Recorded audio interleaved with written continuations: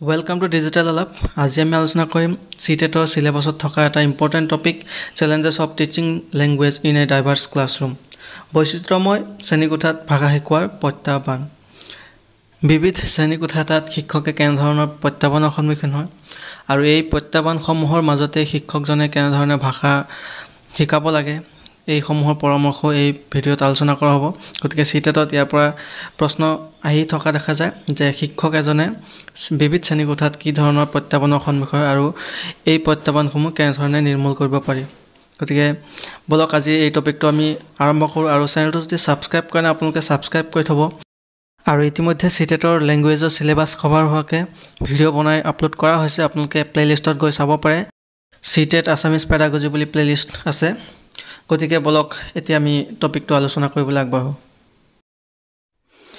ভাষা শিক্ষক এজনে শ্ৰেণীকোঠাত ভাষা শিকোৱাৰ ক্ষেত্ৰত বিভিন্ন ধৰণৰ প্ৰত্যাহ্বানৰ সন্মুখীন হয়, কিয়নো আমাৰ দেশখন বিভিন্ন ভাষা ভাষীৰ লোকে বাস কৰা এখন দেশ, লগতে বিভিন্ন ধৰ্ম সংস্কৃতিৰ লোকে বাস কৰা এখন দেশ।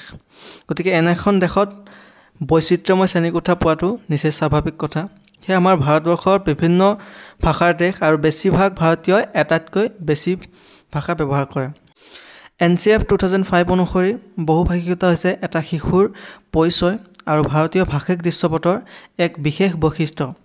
হয়, আমাৰ ভাৰতবৰ্ষ এখন বহুভাষিক দেশ, বহু সংস্কৃতিৰ দেশ আৰু সেয়েহে ইয়াৰ প্ৰতিজন ব্যক্তিয়ে অধিকাংশ ব্যক্তিয়ে একাধিক ভাষা ক'ব পাৰে। আৰু আমাৰ ভাৰতবৰ্ষৰ ভাষাৰ এটা বিশেষ বৈশিষ্ট্য হৈছে ভাষিক দৃশ্যপটৰ যে বহুভাষিকতা আমাৰ ভাৰতবৰ্ষৰ এটা বিশেষ বৈশিষ্ট্য। এই ভাষিক বৈচিত্ৰ্যৰ সহজে উপলব্ধ সম্পদ হিচাপে ব্যৱহাৰ কৰিব লাগে। হয়, ভাৰতবৰ্ষৰ অধিকাংশ শ্ৰেণীকোঠাই যিহেতু এই ভাষিক বৈচিত্ৰ্যপূৰ্ণ হোৱা দেখা যায় আৰু ইয়াক সেয়েহে কোনো ধৰণৰ প্ৰব্লেম হিচাপে গণ্য নকৰি ইয়াক এটা সহজলব্ধ TLM হিচাপে ব্যৱহাৰ কৰিব লাগে। শিক্ষকে তেওঁৰ কৰ্মত সন্মুখীন হ'বলগীয়া সকলো প্ৰত্যাহ্বানৰ সন্মুখীন হ'বলৈ ভালদৰে প্ৰস্তুত হ'ব লাগে। যিহেতু আমাৰ ভাৰতবৰ্ষৰ প্ৰতিটো শ্ৰেণীকোঠাই অধিকাংশ শ্ৰেণীকোঠাই বিবিধ ভাষা ভাষিক ছাত্ৰ ছাত্ৰী থাকিব পাৰে, সেয়েহে ইয়াত বিভিন্ন ধৰণৰ প্ৰত্যাহ্বানৰ সন্মুখীন হ'বলগীয়া হ'ব পাৰে আৰু এই প্ৰত্যাহ্বানসমূহ তেওঁ ভালদৰে ফেচ কৰিবৰ কাৰণে তেওঁ সাজু হৈ প্ৰস্তুত হৈ থাকিব লাগিব শিক্ষক এগৰাকীয়ে। গতিকে এই বৈচিত্ৰ্যময় শ্ৰেণীকোঠাত কি ধৰণৰ প্ৰত্যাহ্বানৰ সন্মুখীন হ'বলগীয়া হয় শিক্ষক এজনে, তাৰ বিষয়ে এতিয়া আমি পইণ্টকেইটা চাই লওঁ। 1 নম্বৰ পইণ্টটো হৈছে জনবহুল শ্ৰেণীকোঠা, অভাৰ ক্ৰাউডেড ক্লাছৰুম।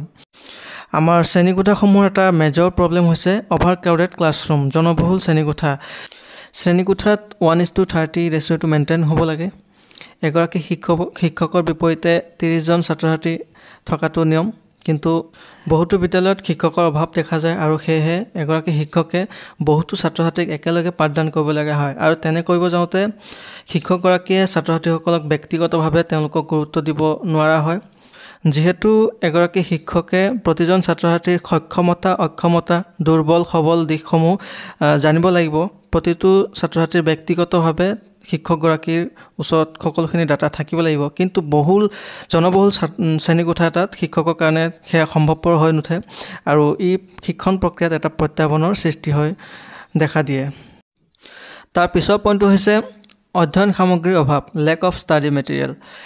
ষ্টাডি মেটেৰিয়েলৰ অভাৱ যিহেতু বৰ্তমান সময়ত কিছু পৰিমাণে কমি আহিছে। আগতে ষ্টাডি মেটেৰিয়েলৰ অভাৱ যথেষ্ট পৰিমাণে আছিলে, কিন্তু এতিয়া ষ্টাডি মেটেৰিয়েলৰ অভাৱ লাহে লাহে কমি আহিছে আৰু শিক্ষণ সামগ্ৰী বা অধ্যয়ন সামগ্ৰীৰ বৰ্তমান যথেষ্ট যোগান ধৰা হৈছে। আমাৰ অসমৰ ক্ষেত্ৰতে হওক যথেষ্ট পৰিমাণৰ TLM আছে, বিদ্যালয়ত অধ্যয়ন সামগ্ৰী আছে, টেক্সটবুক হওক বা TLM হওক। নিপুণ অসমৰ এই অভিযানত বিভিন্ন ধৰণৰ TLM আমাৰ বিদ্যালয়সমূহত দিয়া হৈছে, কিন্তু বৰ্তমান সময়তো ৰিম'ট এৰিয়া বা একেবাৰে দুৰ্গম অঞ্চলসমূহত ভিতৰুৱা অঞ্চলসমূহত এই ষ্টাডি মেটেৰিয়েলসমূহ লেটকৈ গৈ পোৱা দেখা যায়। ইয়াৰ ফলত ভাষা শিক্ষণৰ ক্ষেত্ৰত প্ৰত্যাহ্বানৰ সন্মুখীন হোৱা দেখা যায়। তাৰপিছত আন এটা চেলেঞ্জ হৈছে বিদ্যালয়ৰ পৰিৱেশ, স্কুল এনভাইৰনমেণ্ট। শিক্ষাৰ্থীসকলে ভাষা এটা শুনিবলৈ বা ক'বলৈ বা ব্যৱহাৰ কৰিবলৈ সক্ষম কৰিবলৈ বিদ্যালয়ৰ পৰিৱেশ সৌহাৰ্দ্যপূৰ্ণ আৰু অনুগত হ'ব লাগে। হয়, ভাষা এটা শিক্ষণৰ ক্ষেত্ৰত শিক্ষাৰ্থীসকলৰ বিদ্যালয়ৰ পৰিৱেশো গুৰুত্বপূৰ্ণ ভূমিকা পালন কৰে। যিহেতু বিদ্যালয় এখনৰ চৌপাশ বা আশে পাশে কোনো ধৰণৰ হাট বজাৰ থাকিব নালাগে, হাই হুলস্থুলীয়া পৰিৱেশ এটা থাকিব নালাগে। এনেকুৱা ধৰণৰ হাই উৰুমি থকা হুলস্থুলীয়া পৰিৱেশ থকা কাষৰীয়া অঞ্চলত যদি বিদ্যালয়খন থাকে তেতিয়াহ'লে সেই বিদ্যালয়ত ভাষা শিক্ষণৰ ক্ষেত্ৰত সমস্যাৰ সৃষ্টি হ'ব পাৰে। শিক্ষকে কি কৈ আছে, ভাষা এটা কেনেধৰণে কৈ আছে, কেনেকৈ উচ্চাৰণ কৰি আছে, সেইসমূহ শিক্ষাৰ্থীসকলে ভালদৰে শুনি নাপাব পাৰে। তাৰ ফলত ভাষা শিক্ষণৰ ক্ষেত্ৰত প্ৰত্যাহ্বানৰ এটা সৃষ্টি হ'ব পাৰে। সেয়েহে বিদ্যালয়ৰ বিদ্যালয়ৰ আশে পাশে কোনো ধৰণৰ হুলস্থুলীয়া পৰিৱেশ যাতে সৃষ্টি নহয় বা হুলস্থুলীয়া পৰিৱেশ নাথাকে তেনেধৰণৰ ব্যৱস্থা এটা কৰিব লাগে। বিদ্যালয়ৰ পৰিৱেশ ভাষা শিক্ষণৰ ক্ষেত্ৰত এটা গুৰুত্বপূৰ্ণ ভূমিকা পালন কৰে। আন এটা চেলেঞ্জ হৈছে ত্ৰুটিপূৰ্ণ পঢ়াৰ অভ্যাস, ফল্টি ৰিডিং হেবিটছ। শিক্ষাৰ্থীসকলৰ মাজৰ ত্ৰুটিপূৰ্ণ পঢ়াৰ অভ্যাসে শিক্ষকসকলৰ বাবে এক ডাঙৰ প্ৰত্যাহ্বানৰ সৃষ্টি কৰে। কিছুমান শিক্ষাৰ্থীয়ে আঙুলি দি পঢ়ে, যিবোৰ শব্দই তেওঁলোকৰ মনোযোগত বাধা সৃষ্টি কৰে। কিছুমান শিশুৱে আগবাঢ়ি যোৱাৰ সলনি পিছফালে যায় আৰু বহুবাৰ তেওঁলোকে নিম্ন স্বৰত পঢ়া দেখা যায়। হয়, শিক্ষাৰ্থীসকলৰ ত্ৰুটিপূৰ্ণ পঢ়াৰ অভ্যাসৰ ভিতৰত তেওঁলোকে যে আঙুলি দি পঢ়ে, কেতিয়াবা তেওঁলোকে ৰিডিং কৰোঁতে আঙুলি দি পঢ়ে, প্ৰতিটো শব্দত তেওঁলোকে আঙুলি বুলাই যায়, কিন্তু তেনেকৈ পঢ়িলে তেওঁলোকে সেই শব্দটোত বা আঙুলিটোতহে তেওঁলোকৰ নজৰ যায়, ধ্যানটো যায়, কিন্তু তেওঁলোকে কি পঢ়ি আছে তাৰ অৰ্থ বুজি পেলাই তাৰ মনোযোগটো তাৰ সেই পঢ়াৰ সাৰমৰ্মটোত নাযায়। তেওঁৰ ধ্যানটো সেই আঙুলিটো ক'ত দিব লাগে তাতেই তেওঁৰ মনোযোগটো থাকে আৰু তেওঁলোকে কেতিয়াবা পঢ়ি পেলাই আগলৈ যোৱাৰ সলনি তেওঁলোকে পিছফালে আহি থাকে পঢ়ি পেলাই। তেনেকুৱা সমস্যা দেখা গৈছে আৰু তেওঁলোকে কেতিয়াবা একদম নিম্ন স্বৰত পঢ়ে। কি পঢ়ি আছে তেওঁলোকে নিজে নাজানে, তেওঁলোকে নিজে শুনে চাগে, কিন্তু শিক্ষকগৰাকীয়ে যদি তেওঁলোকে কি পঢ়ি আছে, শুদ্ধকৈ পঢ়ি আছে নে কেনেধৰণৰ উচ্চাৰণ কৰি আছে, সেই একো যদি শিক্ষকে নুশুনে তেতিয়া ভাষা শিক্ষণত প্ৰত্যাহ্বানৰ সৃষ্টি হয়। গতিকে তেওঁলোকে নিম্ন স্বৰত পঢ়িব নালাগে, তেওঁলোকে লাউড ৰিডিং কৰিব লাগে। যিমান পাৰি শিশুসকলে লাউড ৰিডিং কৰিব লাগে, তেতিয়া তেওঁলোকৰ ভুল ত্ৰুটিসমূহ শিক্ষকে গম পাব, তেতিয়া শুধৰাই দিবলৈ চান্সটো পাব। গতিকে ত্ৰুটিপূৰ্ণ পঢ়াৰ অভ্যাস এটা ভাষা শিক্ষণৰ ক্ষেত্ৰত প্ৰত্যাহ্বানৰ সৃষ্টি কৰে। তাৰপিছত আন এটা চেলেঞ্জ হৈছে শিক্ষাৰ্থীসকলৰ সামৰ্থ্য, লাৰ্ণাৰ্ছ এবিলিটি। শিক্ষাৰ্থীসকলৰ সামৰ্থ্যই ভাষা শিকোৱাকো প্ৰভাৱিত কৰে। শিক্ষাৰ্থীৰ বৈচিত্ৰতা অনুসৰি নিজৰ শিক্ষা মিলাবলৈ সামৰ্থ্য এটা ডাঙৰ প্ৰত্যাহ্বান। কিছুমান শিশু দীৰ্ঘম্যাদী ৰোগ, মানসিক বিকাৰত ভুগি আছে। এই শিশুসকলক শিকোৱা শিক্ষকজনৰ বাবে এটা ডাঙৰ প্ৰত্যাহ্বান। শ্ৰেণীকোঠাত বিভিন্ন ধৰণৰ ছাত্ৰ ছাত্ৰী থাকিব পাৰে। কিছুমান শ্ল' লাৰ্ণাৰ থাকে, কিছুমান গিফ্টেড থাকে। কিছুমান ছাত্ৰ ছাত্ৰীয়ে এবাৰ ক'লেই বুজি পায়, কিছুমান ছাত্ৰ ছাত্ৰীক বাৰে বাৰে ক'লেও বুজি নাপায় আৰু শ্ৰেণীকোঠাত কেতিয়াবা কিছুমান প্ৰতিবন্ধী ছাত্ৰ ছাত্ৰীও থাকিব পাৰে, বিশেষভাৱে সক্ষম ছাত্ৰ ছাত্ৰী থাকিব পাৰে। গতিকে বিভিন্ন ধৰণৰ ছাত্ৰ ছাত্ৰী এটা ক্লাছৰুমত থাকিব পাৰে। গতিকে সকলোৰে সামৰ্থ্য অনুসৰি তেওঁলোকক শিকোৱাটো হৈছে শিক্ষকৰ বাবে এটা ডাঙৰ প্ৰত্যাহ্বান। কিছুমানক সকলোৰে সামৰ্থ্য অনুযায়ী শিক্ষকে পাঠদান চলাই নিব লাগে, যাতে শ্ল' লাৰ্ণাৰ বা যিজন একেবাৰে বাৰে বাৰে ক'লেও বুজি নাপায় তেওঁকো যাতে শিক্ষা পায় তাৰ প্ৰতিও শিক্ষকজনে লক্ষ্য ৰাখিব লাগে। আৰু যি এবাৰ ক'লে বুজি পায় তেওঁৰ যাতে লছ নহয় শিক্ষণৰ ক্ষেত্ৰত, তেওঁৰ বাবেও শিক্ষকে মনোযোগ দিবলগীয়া হয়। গতিকে এই সকলোখিনি প্ৰত্যাহ্বানৰ মাজতে শিক্ষকজনে শ্ৰেণীকোঠা এটা চলাই নিব লাগে আৰু শিক্ষকৰ এটা ডাঙৰ প্ৰত্যাহ্বান। বিভিন্ন ধৰণৰ ছাত্ৰ ছাত্ৰীক একেলগে সমানভাৱে আগবঢ়াই নিয়াটো শিক্ষকৰ বাবে এটা ডাঙৰ চেলেঞ্জ হয়। গতিকে এইকেইটা মূল চেলেঞ্জ আমি আলোচনা কৰিলোঁ আৰু ইয়াৰ উপৰিও আৰু বিভিন্ন ধৰণৰ চেলেঞ্জ ভাষা শিক্ষণৰ ক্ষেত্ৰত দেখা যায়। আমি সেইসমূহ বহুলভাৱে আলোচনা নকৰোঁ, কিন্তু এবাৰ চাই যাওঁ কি কি চেলেঞ্জ থাকে। আৰু জনবহুল শ্ৰেণীকোঠা আমি আলোচনা কৰিলোঁ। শ্ৰেণীকোঠাৰ অৱস্থা, সুবিধাৰ অভাৱ, প্ৰশিক্ষিত শিক্ষকৰ অভাৱ, পাঠদানৰ আওপুৰণি পদ্ধতি, পাঠ্যপুথি, পৰীক্ষাকেন্দ্ৰিক শিক্ষা, বিদ্যালয়ৰ পৰিৱেশ, শিক্ষাৰ্থীৰ সক্ষমতা, অভ্যাসৰ অভাৱ, অধ্যয়ন সামগ্ৰীৰ অভাৱ। গতিকে ইয়াৰে আমি কিছুমান আলোচনা কৰিলোঁ আৰু তাৰ লগতে এইসমূহ সমস্যাও প্ৰত্যাহ্বানো এই ভাষা শিক্ষণৰ ক্ষেত্ৰত দেখা যায়। এই বৈচিত্ৰ্যময় শ্ৰেণীকোঠাত বিভিন্ন ধৰণৰ সমস্যাৰ সৃষ্টি হয়। গতিকে এই সমস্যাসমূহৰ উপৰিও আমি বৈচিত্ৰ্যময় শ্ৰেণীকোঠাত ভাষা কেনেকৈ শিকাব লাগে তাৰ কিছু পৰামৰ্শ। আমি যদি প্ৰথমটো পইণ্ট চাওঁ, প্ৰতিজন শিক্ষাৰ্থীৰ স্বকীয়তাক প্ৰশংসা কৰাটো গুৰুত্বপূৰ্ণ। প্ৰতিটো ছাত্ৰ ছাত্ৰীৰ এবিলিটি ভিন্ন ধৰণৰ হ'ব পাৰে, তেওঁলোকৰ ব্যক্তি পাৰ্থক্য থকাটো নিশ্চয় স্বাভাৱিক, ব্যক্তি পাৰ্থক্য থাকিব। শিক্ষাৰ্থীসকলৰ কিছু দোষ থাকিলেও কিছু তেওঁলোকৰ গুণো থাকিব পাৰে। গতিকে সেই গুণটোক আমি প্ৰশংসা কৰিব লাগে।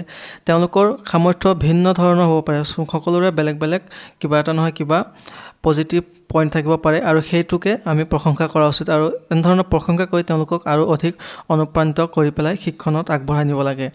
আৰু যদিও সাধাৰণীকৰণে আমাক গোটবোৰৰ মাজত গুৰুত্বপূৰ্ণ পাৰ্থক্যৰ প্ৰতি সংবেদনশীল কৰে, প্ৰতিজন শিক্ষাৰ্থীৰ অন্যান্য মূল্যবোধ, দৃষ্টিভংগী, অভিজ্ঞতা আৰু প্ৰয়োজনীয়তা থাকে।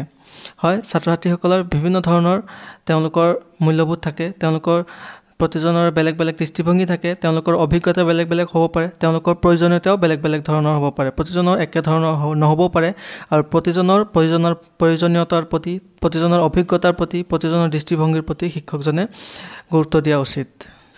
তাৰপিছত শিক্ষকে শিক্ষাৰ্থীসকলক অনুপ্ৰেৰিত কৰি আৰু তেওঁলোকক কিছু দায়িত্ব দি তেওঁলোকৰ সামাজিক মানসিক সমস্যাবোৰ নিৰ্মূল কৰিবলৈ অতিৰিক্ত প্ৰচেষ্টা কৰা উচিত। হয়, শিক্ষকে শিক্ষাৰ্থীসকলৰ সামাজিক আৰু মানসিক সমস্যাসমূহ নিৰ্মূল কৰাৰ কাৰণে তেওঁলোকে অতিৰিক্ত কিছু দায়িত্ব পালন কৰিব পাৰে বা অতিৰিক্ত কিছু তেওঁলোকে কাম হাতত ল'ব পাৰে।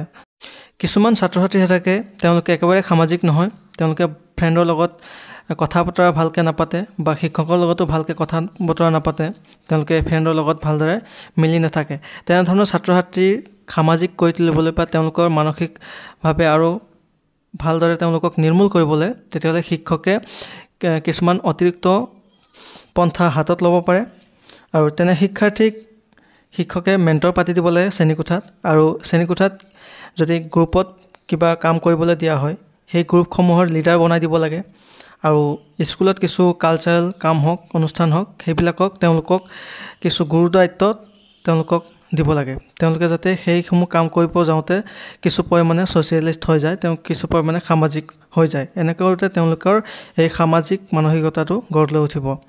গতিকে এনেধৰণৰ অতিৰিক্ত আৰু কিছুমান কাম কৰিব পাৰে শিক্ষকে ছাত্ৰ ছাত্ৰীসকলক সামাজিকভাৱে এংগেজ কৰিবৰ কাৰণে, সামাজিক কৰি তুলিবলৈ। তাৰপিছত শিক্ষক আৰু শিক্ষাৰ্থীৰ মাজৰ বাৰ্তালাপ অধিক হ'ব লাগে।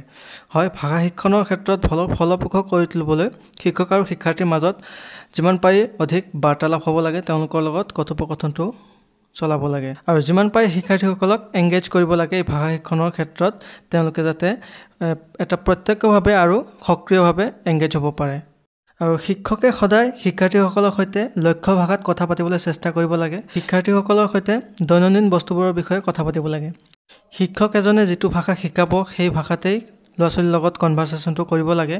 যদি শিক্ষকজনে ইংৰাজী শিকাব গৈ আছে, গতিকে তেওঁ ল'ৰা ছোৱালীৰ লগত, শিক্ষাৰ্থীৰ লগত ইংৰাজীতে কথা পাতিব লাগে আৰু তেওঁলোকৰ লগতে যিমান পাৰি দৈনন্দিন বস্তুবোৰৰ বিষয়ে কথা পাতিব লাগে। ধৰি লওক তেওঁলোকে কি খাইছে, তাৰপিছত কি কৰিছে, ঘৰত কোন কোন আছে, এই ধৰণৰ কিছুমান সাধাৰণ কথাবিলাক তেওঁলোকৰ লগত দৈনন্দিন কথাবিলাক যিখিনি পাতিবলগীয়া হয়, এই কথাবিলাক তেওঁলোকৰ লগত সেই টাৰ্গেট লেংগুৱেজটোতেই পাতিব লাগে। ধৰি লওক যদিহে ইংৰাজী শিকাব গৈ আছে, সেই ইংৰাজীতে পাতিব লাগে, এই ধৰণৰ কনভাৰ্চেশ্যনটো কৰিব লাগে।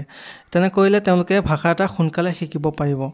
গতিকে ভাষা শিক্ষণৰ ক্ষেত্ৰত ই এটা গুৰুত্বপূৰ্ণ দিশ। আৰু শিক্ষকে বিভিন্ন শিক্ষণ পদ্ধতি যেনে গোট আলোচনা, সহযোগিতামূলক শিক্ষণ, আমোদজনক কাৰ্যকলাপ ব্যৱহাৰ কৰিব লাগে যাতে বিভিন্ন শিকাৰ প্ৰয়োজনীয়তা পূৰণ কৰিব পাৰি। শিক্ষকে বিভিন্ন ধৰণৰ TLM ব্যৱহাৰৰ উপৰিও শিক্ষাৰ্থীসকলক শিক্ষণৰ ক্ষেত্ৰত গোট আলোচনা, গ্ৰুপ লাৰ্ণিং, গ্ৰুপ ডিছকাছিঙৰ ব্যৱস্থা কৰিব লাগে। তেওঁলোকক সহযোগিতামূলক শিক্ষণৰ ব্যৱস্থা কৰিব লাগে। তাৰপিছত লগতে তেওঁলোকক কিছু আমোদ প্ৰমোদৰ ব্যৱস্থাও কৰি দিব লাগে। শিক্ষাৰ্থীসকলক বিভিন্ন ধৰণৰ ৰোল প্লে, ড্ৰামা, সংলাপ, ডায়লগ আদি কোৱাৰ তেওঁলোকৰ মাজত এটা ব্যৱস্থা কৰি দিব লাগে যাতে তেওঁলোকে সেইবিলাক কওঁতে তেওঁলোকৰ ভাষাৰ বিকাশ হয়।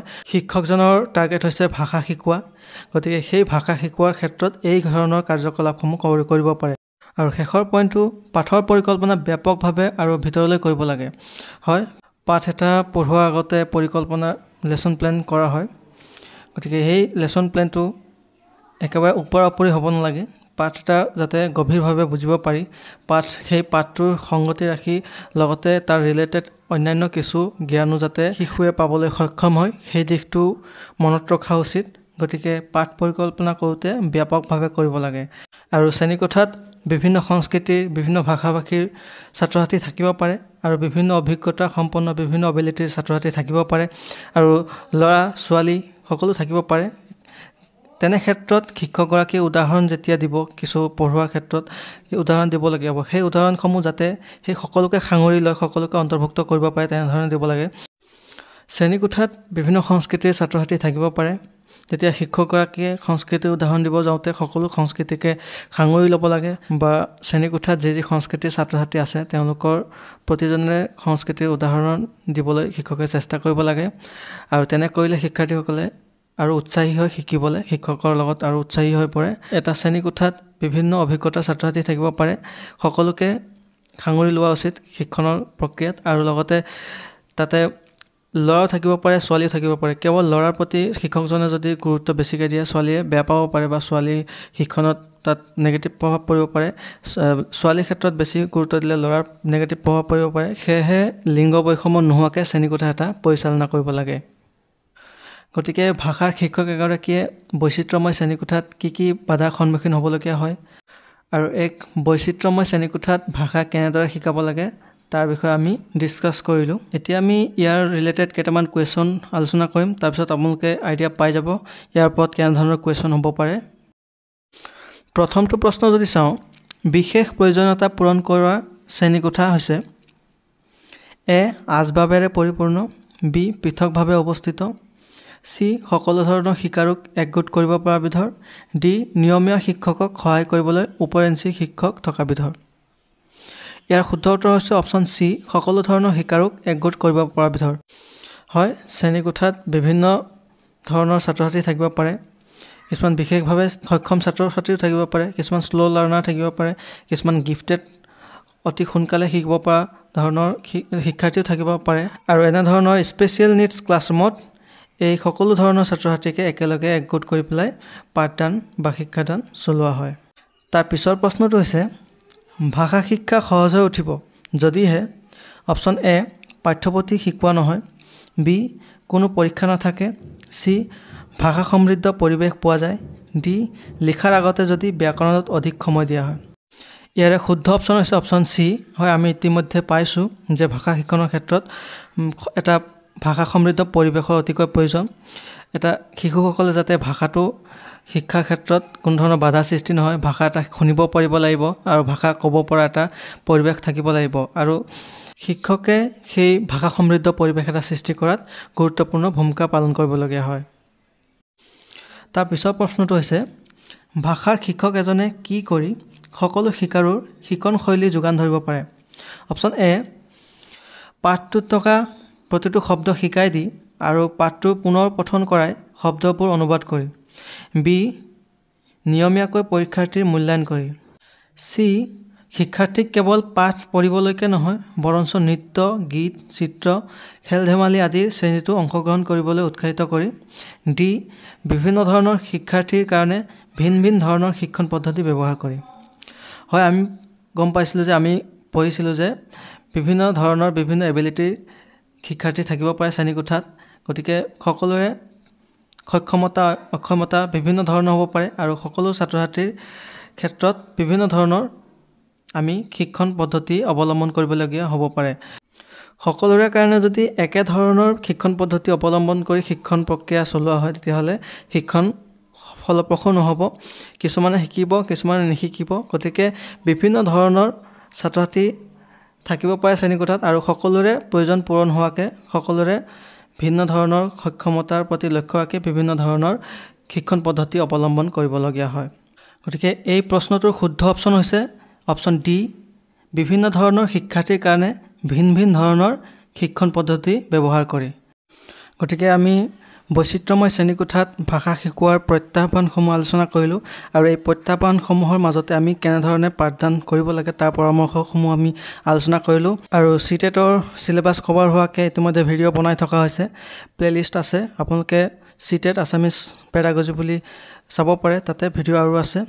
আৰু চেনেলটো যদি ছাবস্ক্ৰাইব কৰে ছাবস্ক্ৰাইব কৰি থ'ব, ভিডিঅ'টো ভাল পালে শ্বেয়াৰ কৰি দিব। নেক্সট ভিডিঅ'ত আকৌ লগ পাম। আজিলৈ ইমানে, থেংক ইউ।